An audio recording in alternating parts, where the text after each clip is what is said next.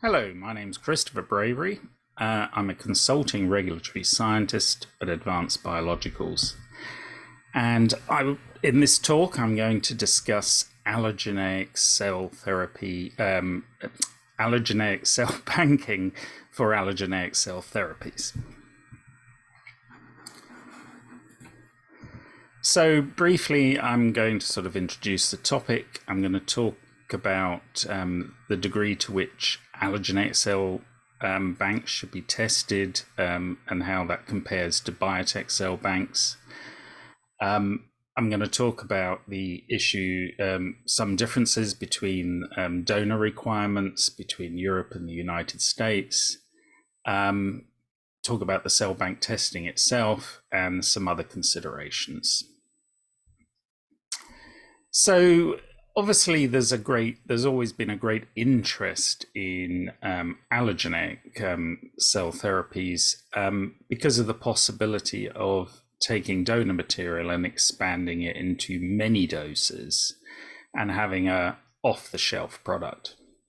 So here's an example of that for a product that was approved by the European Medicines Agency, Allogeneic, which was developed by a company called Allogeneic and is now owned by, the whole company was bought out by Takeda. In this product, the starting material comes from lipoaspirate, which is waste material from the clinic. They expand it up and freeze it down, and they can achieve for Allogeneic, which was CX601, they can achieve something like 2,400 doses per donor. The patient does receive more than one dose, or at least that's how it was developed. Exactly how it works in practice is another matter. I don't know what this other product was, but obviously it needed fewer cells, so a smaller dose. So they reckon they could get about 4,000 treatments doses out of that. I think just before I move on, it's worth commenting that this product doesn't entirely capture the benefits of allogeneic cell therapies because it's not released as a frozen product. They actually thaw a stock of what they call the drug substance, and then formulate it into a drug product. I'm assuming there's a short period of recovery of the cells because these are basically a type of mesenchymal cell. They're adipose derived. So to me, that's sort of lost some of the benefits because now you've got a fresh product, and generally suspensions of cells as fresh products don't have a shelf life more than about 48 hours.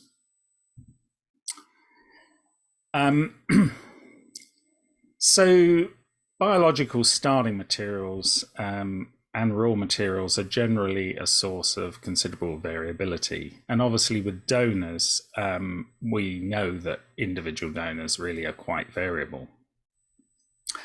But that donor could also be a plant, an animal, or something else. So these differences, even within the same donor, you would probably see differences from donation to donation, just because of diet, health status, nutrition, etc., etc. So controlling this variability helps. So in the case of allogeneic cells, you can select your donor. You can make that choice about what characteristics you want your donor to have. And then you can bank a significant amount of material, hopefully, such that you can make many batches of product, and each individual batch will be a lot less variable than, say, an autologous product. The question comes really is, how long will that bank last? If you, for example, created an iPS cell line or used a human embryonic stem cell line, then in principle you could develop a cell bank that would last the entire product life cycle. might be 20, 30 years on the market, many, many doses. But in most other cases, there's going to be significant limitations. And I have seen a complete spectrum in my career now. Anything from basically one allogeneic donor treating one patient because it's really more of an autologous situation, to just a few patients from one donor to a few hundred to a few thousand to potentially tens of thousands. So this obviously is going to have an impact on testing, which I'll come on to later. So I've already said that you can choose your donor, healthy, whatever that means to you. You define that. And it's really a decision during development to figure out which characteristics are the most important. The donation itself comes under a separate legislation to the pharmaceutical legislation. In the European Union, it's called the European Tissues and Cells Directive at the moment. That may change, that's expected to change in the next few years into something called the SOHO regulation, which is substances of human origin. But it probably won't have a huge impact on the current regime, although to be determined. In the US, it's 21 CFR 1271. Both sides of the Atlantic define some quite basic testing of the donor, and then there's questionnaires and so on that would determine whether additional testing would be required.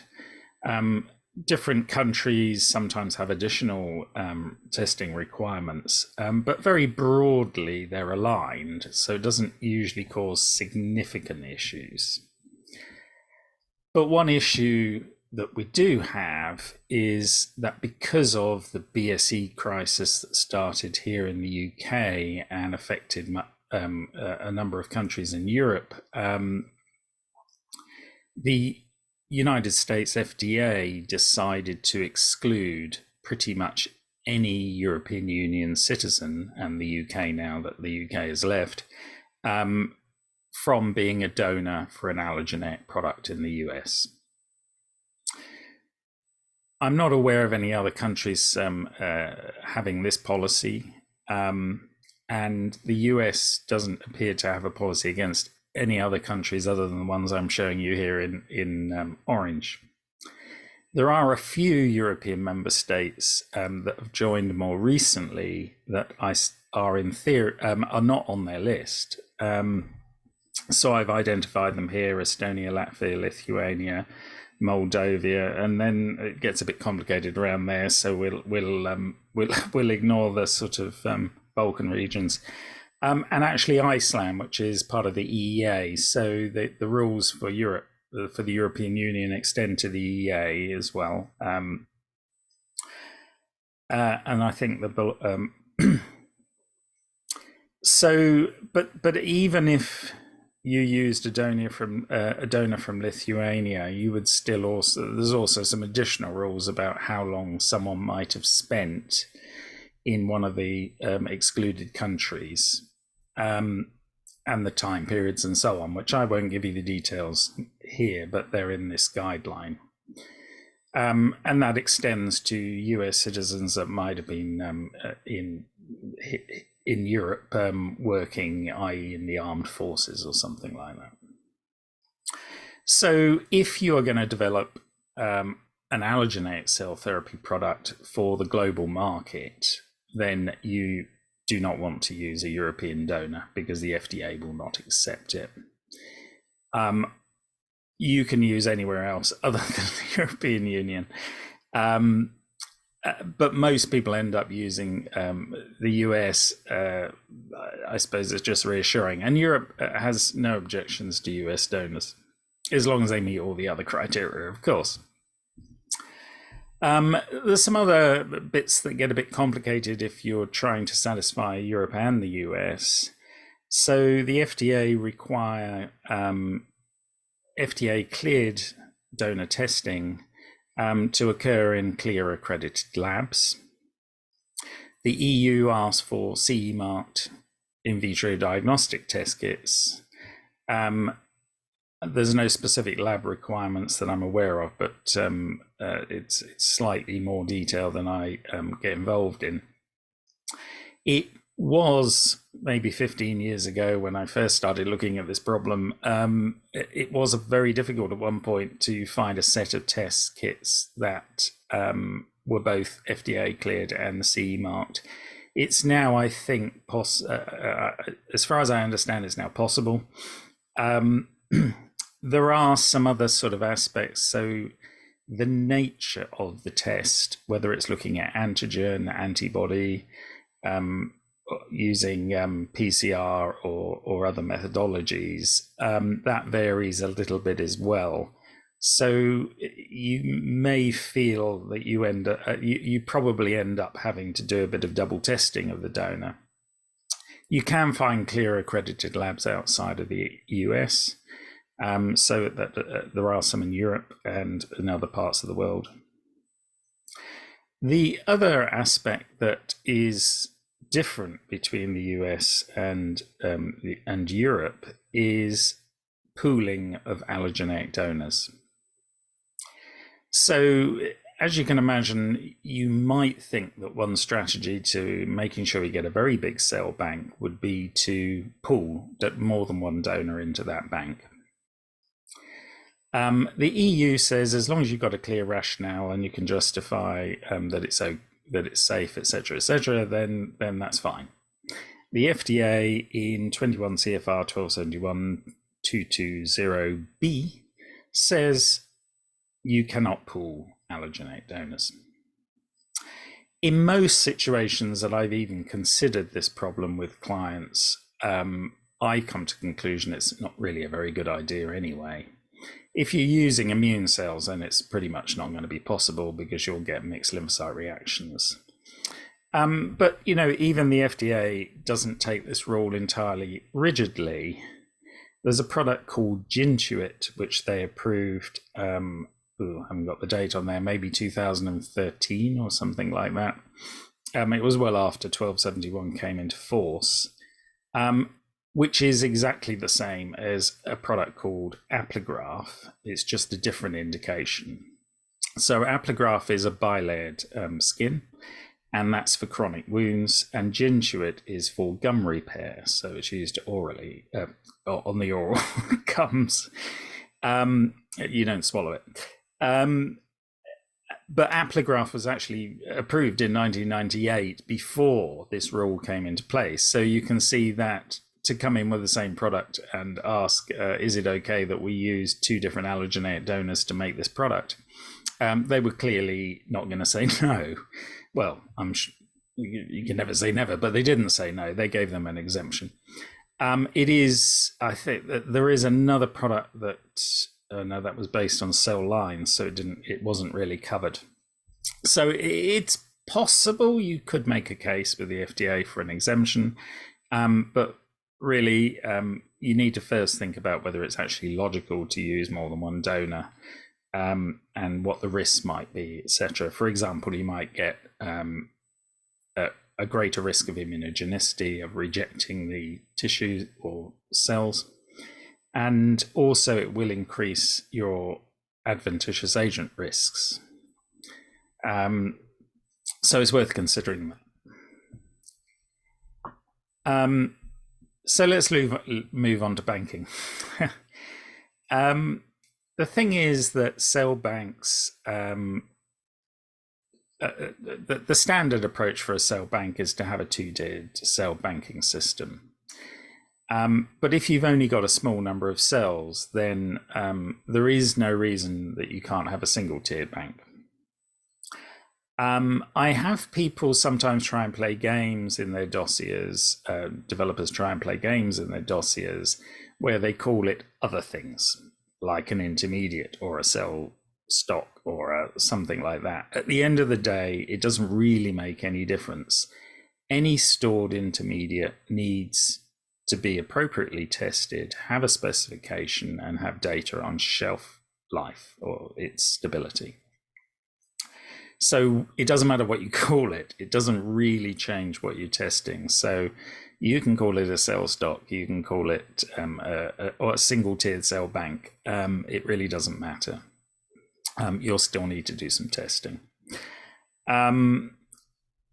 So choose the appropriate approach, obviously, for the amount of material you have. If you've got cells that you can expand a lot, then you do need a two-tier cell bank for all sorts of reasons. And remember that except for pluripotent cells or really or stem cells that you can expand a long way and you won't use very many to treat patients, then you are going to need to change your cell bank from time to time. And that will require quite a lot of data and a lot of planning and regulatory approval for each new bank. So that's a topic for another talk. So let's look at a typical process. Now, this actually is so generic. This could be biotech, this could be a gene therapy, or this could be a cell therapy process. So, except for the word donor testing, although you could still have that for biotech because basically it's your originator cell line, and there are some biotech products, vaccines in particular, that have been made in primary cells. So you would do some appropriate testing on your donor to make sure that they're suitable, and that's your starting material. And then in this scheme, I've put a working cell bank, a master cell bank and a working cell bank. Then you've got some sort of manufacturing process. You harvest some sort of crude harvest from that before any purification that you might have. With cell therapy, often you do the purification and then the expansion, but in biotech, it's usually expand and then clean it up because you're trying to get a protein out or a vaccine or in gene therapy, viral vectors. And then there's some, and then you collect some cells at the end of production. I'll come back to that in a bit. And then for biotech and for gene therapy vectors, you would have some sort of purification steps. For a cell therapy, it would just be a simple wash. And then for biotech, you would apply some sort of viral clearance steps to be absolutely sure that there were no viruses left in the product.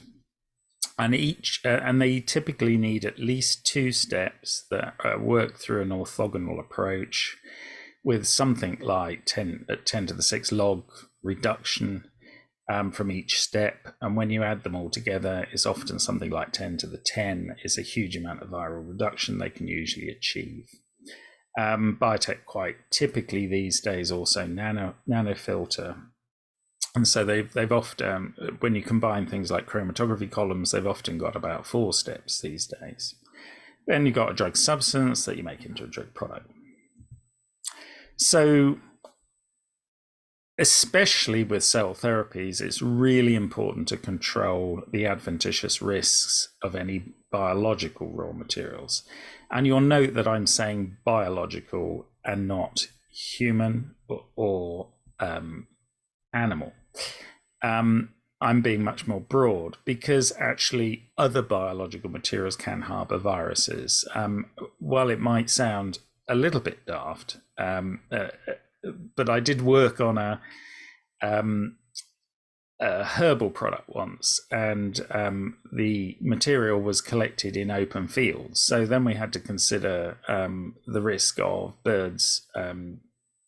bird droppings and rats and rodents crawling over it and so on. So, all biological materials potentially harbor some risks. Insect cells do have harbor viruses, and some of those can actually infect human cells, although they don't tend to have any sort of consequence, and so on. So you need to consider that. So testing alone is not generally considered sufficient. So you would test it appropriately to make sure that you detect what adventitious agents might be there. But also you should try and apply some sort of viral inactivation step of some description or clearance step. So the simple example is bovine serum. which has been sort of de facto required to be irradiated in Europe now for decades. I don't seem to see the US take such a strong line on it, but not in early development, perhaps. And then the approach with cell banks is generally you do extensive testing on the master cell bank. It's not absolutely necessary. You can do it in a different way if you wish, as long as you do the right amount of testing and an appropriate amount of testing. But generally you do extensive testing on the master cell bank. And in part, really, that's practical because you don't want to make a working cell bank till you're sure the master cell bank is good. And then you do more limited testing on each working cell bank you make. And then you also, for each working cell bank, look at the end of production. Now, the point of this is that end of production testing has 2 points, really. But for the focus of this talk, it's the adventitious agents. So by the end of production, the master cell bank has gone through a working cell bank and your manufacturing process. And so if there were any viruses that were too low to detect initially or were reactivated in the process, because the process might activate stuff, particularly cell therapy processes where you're adding cytokines and growth factors and so on, then you will detect it. It's also about sort of testing more than once in order to maximize your chance.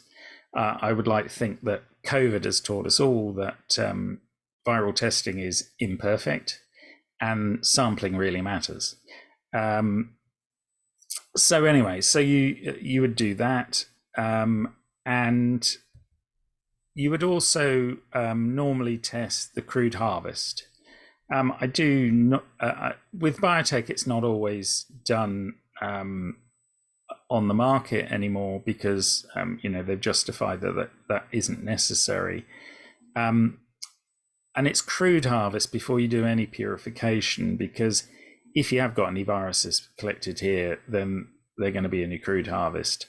And so that would be batch by batch, whereas end of production is just done once for a working cell bank. The other aspect that I'm not going to talk about with end of production is also about genetic stability.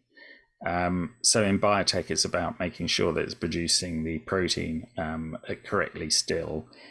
With cell therapy, it will be somewhat more complicated, but make sure that the cells are, still in the right, have all the right characteristics and are not transformed or anything. And then an open question for allogeneic cell therapies then is, would you want to test the drug product? And I'll come on to that in a second. So please don't take this table as correct. It's because I threw it together fairly quickly. I was sort of hoping it would show that all the various different guidances told you the same thing. Unfortunately, what it does is make it look very messy. But in principle, in practice, really, they are all the same. And you can justify, and you do to some degree justify which of these tests you do anyway, when you choose to do them. I don't want to dwell too long on this, but very broadly, we've got the microbial testing and the sort of identity and things like that. And then it includes things like electron microscopy in order to identify any viral particles. This is particular retrovirus-like particles because all mammals have endogenous retroviruses. And then there's tests for reverse transcriptase for that. So those are endogenous viruses.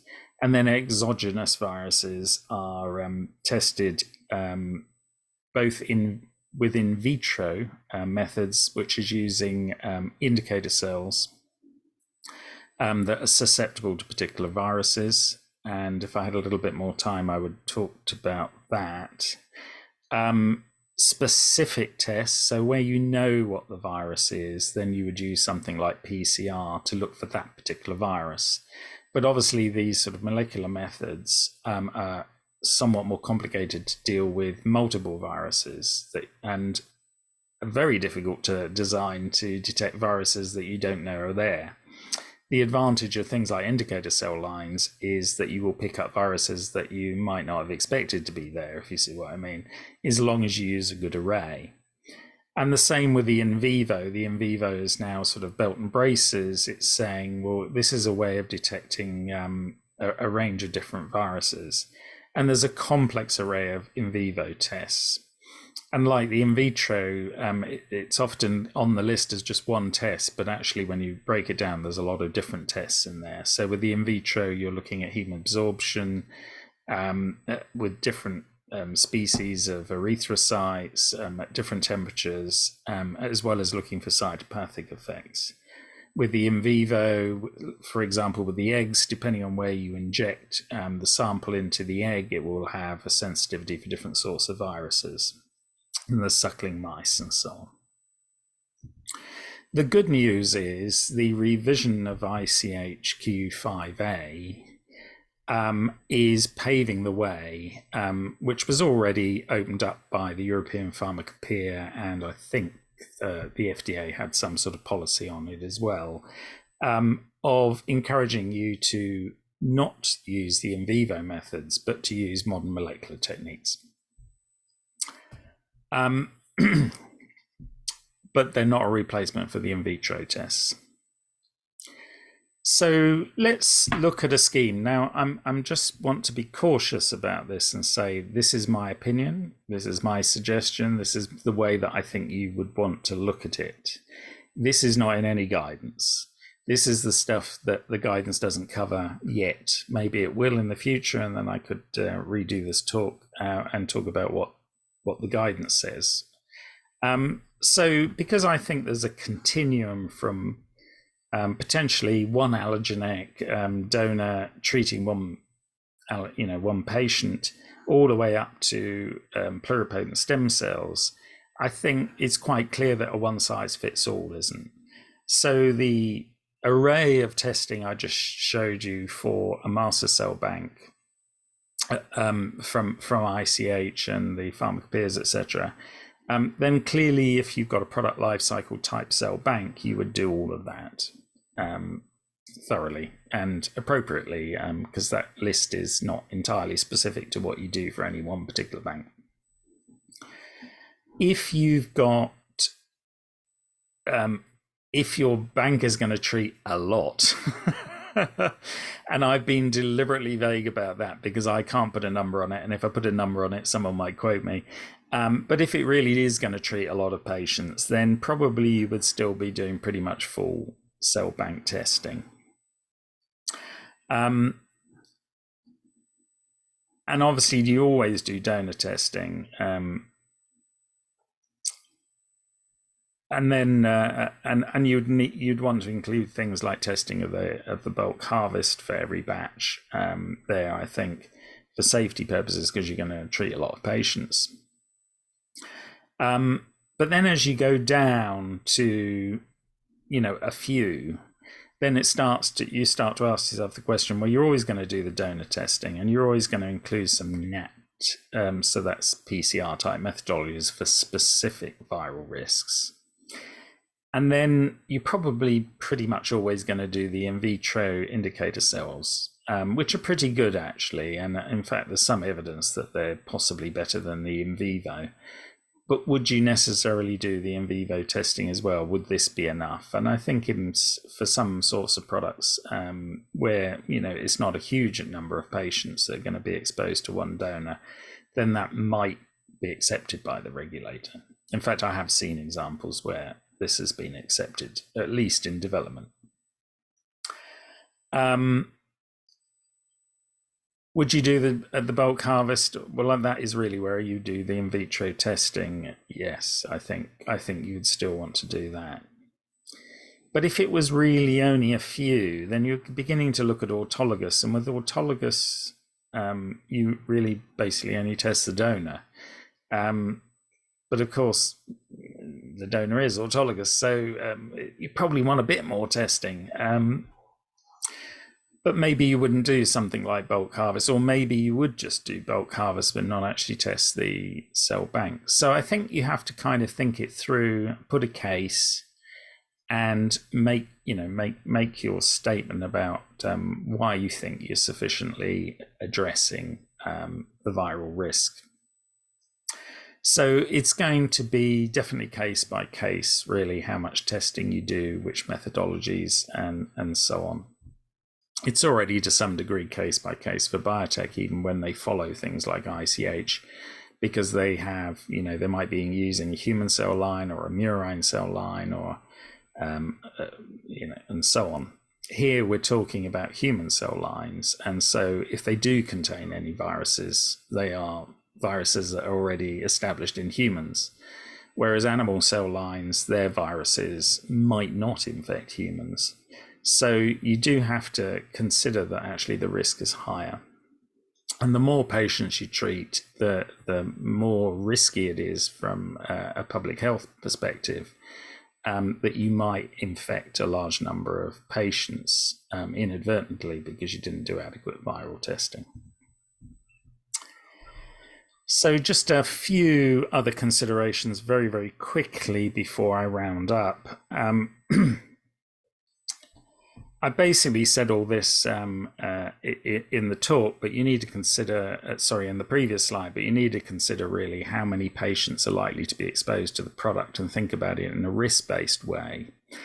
And what's the route of administration would matter as well. So you're obviously going to look at a product administered into the central nervous system in a different way to one that's just placed on the surface of a wound. Then you need to sort of think about, as I say, the schema I gave you about, what are the risks and what's the best way to mitigate them? What's an appropriate level of mitigation? And because there is no clear guidance, then I do, of course, recommend that you put your proposal to the regulator well ahead of particularly once you get close to market authorization, just to make sure that they're on board with your approach, because you don't want surprises when you submit. Remember that it's important to think about where's the most sensitive place to actually do the testing, and that's why we use the crude harvest. Because there's no purification and the cells have been expanded and there's plenty of opportunity for viruses to propagate if they're going to be there. The other aspects of cell banking that I'm not really covering, as I said, are things like the genetic stability. And as I say, for another talk. Then there are a number of other things with allogeneic cell banking, which again are sort of the topic of another talk. How many different donors are you going to use? How frequently? How do you set specifications for the next donor, etc., etc.? These are all some complicated questions that need to be thought through during development. So, to round up, allogeneic products pose a greater risk of viral transmission than biotech because we do not have any viral clearance steps. In fact, we can't even sterile filter a cell therapy product, of course. Thus far, really, the number of patients that are treated with allogeneic products is relatively small. I mean, and each particular donor probably hasn't treated very many. And so we don't really know how likely this risk is. I mean, the good news is biotech don't have a lot of major viral issues. Generally, everybody's viral testing all comes out negative, but you have to think about that risk. It's a risk to public health that you could introduce a nasty virus into patients, and the patients might not have a very good immune system at the time that they receive the cell therapy, for example. There's also a business risk because that would be very bad press. And you need to think about what the overall strategy will be, considering, how much donor material you can get, how many patients you want to treat, etc., etc. But overall, in the context of this talk, which is viral safety, you should take a risk-based approach. You should think through the risks, make sure you mitigate as many as possible, and then should your strategy not be doing full ICH Q5A type testing, or if you want to use these broad molecular techniques, then it's probably a very good idea to make sure you get buy-in with your regulator before committing, shall we say. And that's it. Thank you very much.